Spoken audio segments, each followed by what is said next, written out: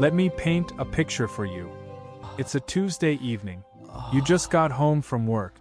You're tired. Not the kind of tired where you just need sleep, the kind where your brain feels like it's been wrung out. You sit down, maybe pour a glass of water, maybe turn on the TV for a minute. And then somewhere in the back of your mind, it surfaces again. That thought.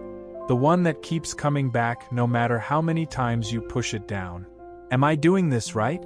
Like the retirement thing. Am I actually doing it right? You've got a 401k through work. Or maybe you've heard about a Roth IRA and you're wondering if you're missing something. Or maybe someone, a coworker, a friend, a random comment section on the internet, told you that you're putting your money in the wrong place. And now you're second-guessing yourself. I'm Finn Carter. And if that scenario sounded familiar, you're in exactly the right place today.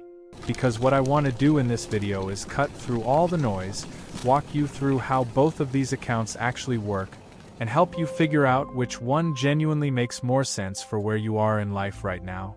No panic, no pressure, just a real conversation.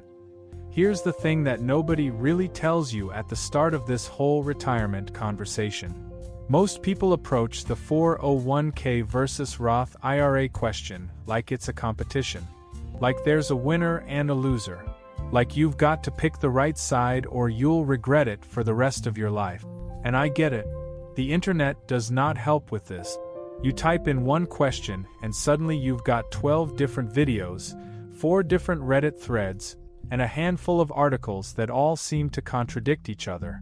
One person is absolutely certain the Roth IRA is the greatest financial invention of the modern age. Someone else is saying no, the traditional 401k is smarter.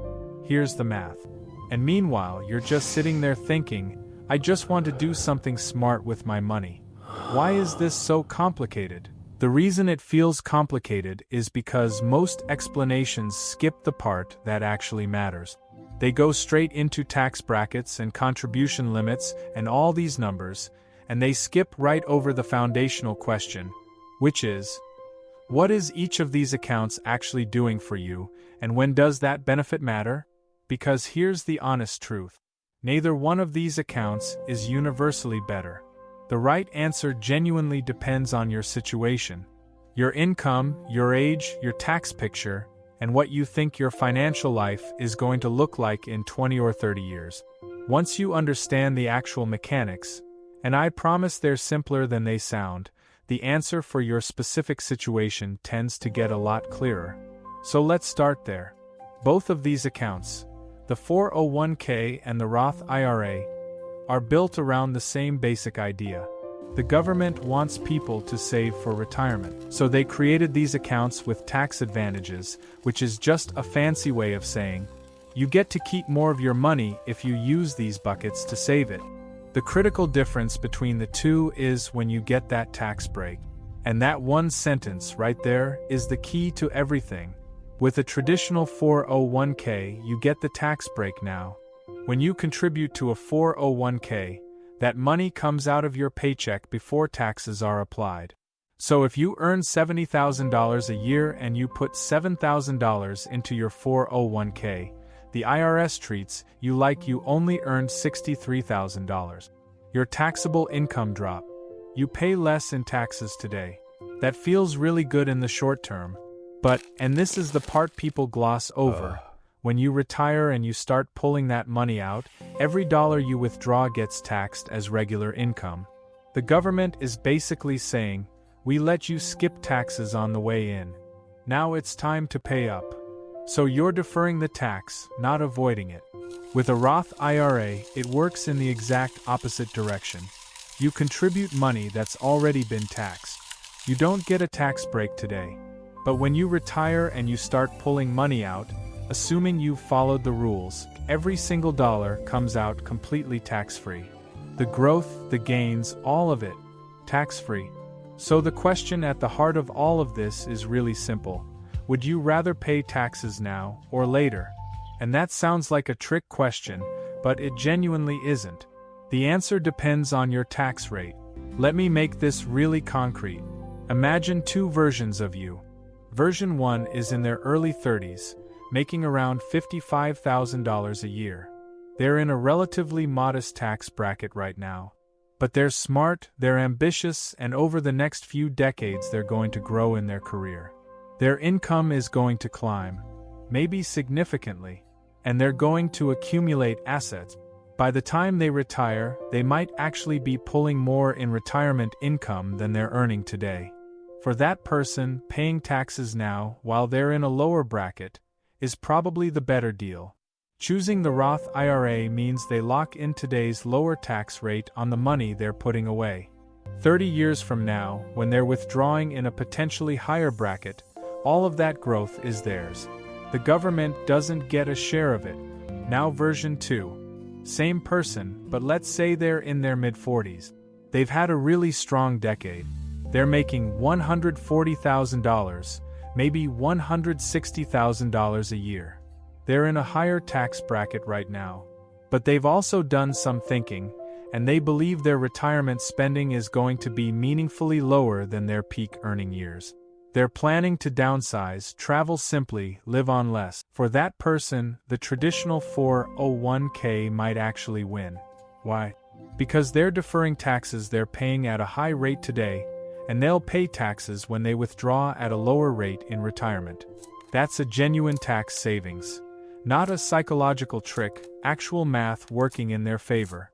This is what I mean when I say neither account is universally superior. The calculus is different depending on where you sit on the income curve and where you expect to land in retirement. Now let's talk about a few other pieces that matter here, because there's more to this picture than just the tax timing.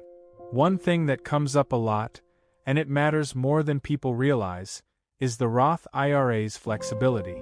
Unlike a traditional 401k, with a Roth IRA you can actually withdraw your contributions. Not the earnings, but the money you put in without penalty at any time, at any age. Before 59 and a half. Before retirement. Whenever. Now, I want to be really careful here, because this is not an invitation to raid your retirement account every time something comes up. That money is there for your future self, and your future self will thank you for leaving it alone. But the flexibility is real. For someone who is just starting out and is a little nervous about locking money away for 30 or 40 years, that psychological safety net can actually be what gets them to start saving in the first place. And starting is the most important thing. The 401k, on the other hand, has some advantages that the Roth IRA simply cannot match. The contribution limit in a 401k is substantially higher. As of now, you can put over $23,000 a year into a 401k, and if you're over 50, even more through what's called a catch-up contribution. A Roth IRA caps out at $7,000. If you're serious about building wealth quickly and you have the income to put more away, the 401k gives you a much bigger runway. And then there's the employer match. This one is non-negotiable. If your employer offers a match on your 401k contributions, and a lot of employers do, you need to be capturing every single dollar of that match before you think about putting money anywhere else. It is the closest thing to free money that exists in the personal finance world. You put in $1, they put in 50 cents or another dollar on top. That is an instant 50 to 100% return on your contribution. No investment in the world reliably does that. So the practical order of operations for most people looks something like this. First, contribute to your 401k at least up to the employer match. Every dollar up to that threshold. Then, if you're within the income limits for a Roth IRA, and there are income limits, we'll get to that in a second, consider opening and maxing that out. Then, if you still have more to invest, come back and contribute more to the 401k. The income limits for the Roth IRA are worth knowing.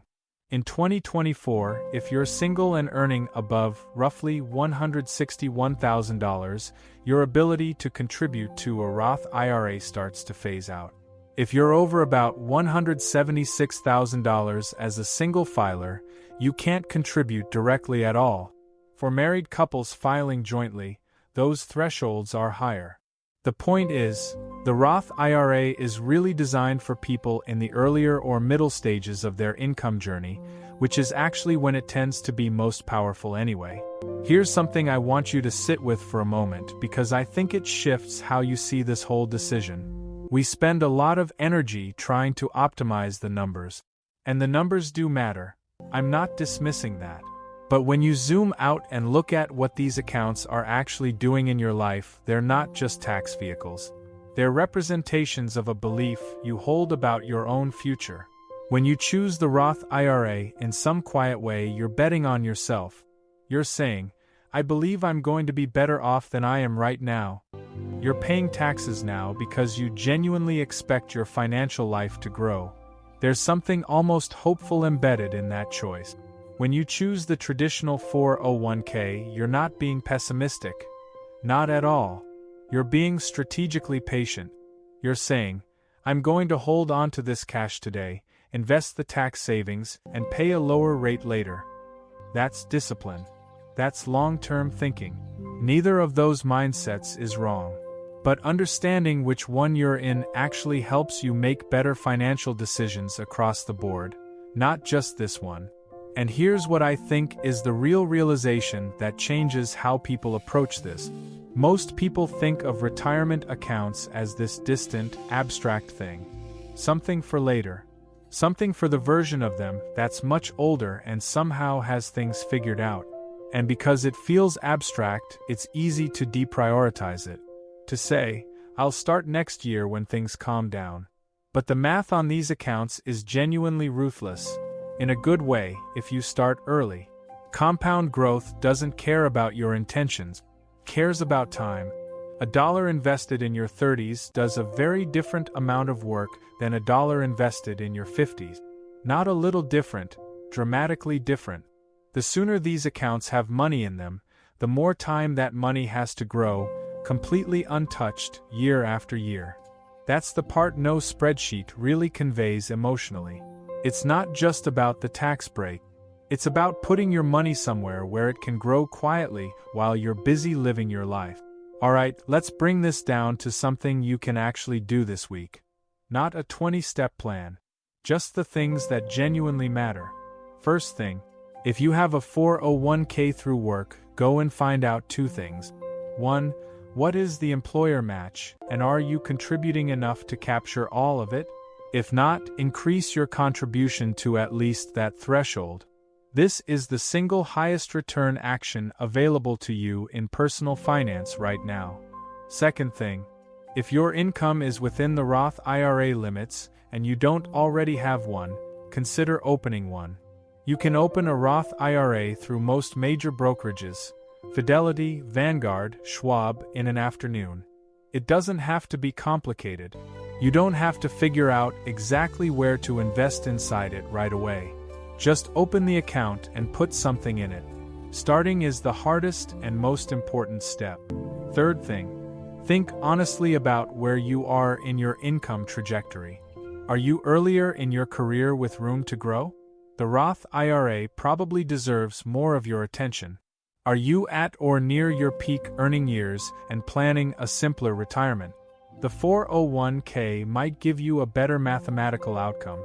And fourth, and I say this gently because I know how tempting it is, try to avoid the urge to constantly second-guess this decision. People get so caught up in optimizing between the two that they end up doing nothing, or they switch strategies every year, or they let the paralysis of, what if I'm wrong, stop them from doing anything at all. That's the real risk. Not choosing the wrong account. Not investing at all.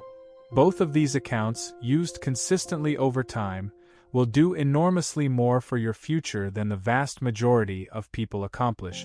The debate between them is really a debate between two good options, which is an incredibly fortunate position to be in, even if it doesn't always feel that way. One more thing I want to mention because I think it gets overlooked. You don't have to choose just one. You can have both. Many people do exactly that, contribute to their 401k up to the match, and then put money into a Roth IRA on top of that. Having both types of accounts in retirement actually gives you something called tax diversification. In retirement, you'll have some money that gets taxed and some that doesn't. That means you can be strategic about how much you pull from each bucket depending on what your tax situation looks like that year. It's flexibility that future you will genuinely appreciate. I want to leave you with something that isn't a number or a strategy or a tax rate. If you've made it this far in the video, it means you care. You're thinking about this. You're trying to get it right, not for some abstract financial goal, but because somewhere in the back of your mind you want to feel secure. You want to know that the version of you at 65 or 70, or whenever you decide to slow down, is going to be okay. That impulse is good. That impulse is actually the whole engine of smart financial behavior.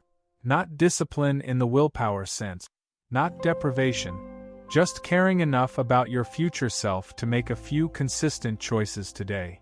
The 401k versus Roth IRA question isn't the most important financial decision of your life. Getting started is. Staying consistent is. Not panicking when markets drop is. Understanding how money and taxes and time interact. The way we talked about today, that's the foundation. Everything else is refinement. And if you walked away from this video with a slightly clearer picture, even if it's just, okay, I should at least capture my employer match and look into a Roth IRA, then this was a worthwhile conversation. You don't have to have everything figured out. You just have to keep moving in the right direction. I'm Finn.